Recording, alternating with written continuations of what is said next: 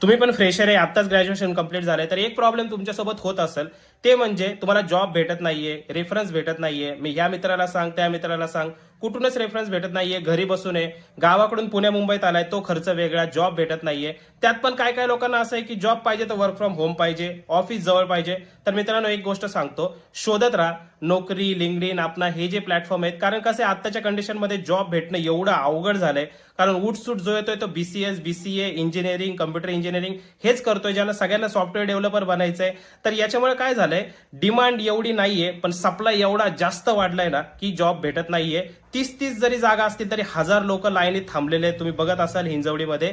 तर याच्यामुळे एकच गोष्ट सांगतो, ज्या फील्डमध्ये तुम्ही कराल ना, छोटा जरी जॉब भेटला ना तरी पण जॉईन होऊन जा, एक्सपिरियन्स जरा घ्या. एक्सपिरियन्स ज्यावेळेस तुमच्याकडे येईल, कम्युनिकेशन तुमचं एकदम स्ट्रॉंग होईल ना, त्यावेळेस तुम्हाला मार्केटमध्ये ऑटोमॅटिक डिमांड येते. त्यामुळे एक गोष्ट लक्षात घ्या, जर फ्रेशर असाल ना, छोट्यातला छोटा जॉब असेल म्हणजे तुमच्या पॅकेज जे तुम्हाला परवडते एवढं, तर करून घ्या. वर्क फ्रॉम होम पाहिजे, ऑफिस जवळ पाहिजे असते नाटके अजिबात करू नका. जे होईल ते चांगलंच होणार आहे.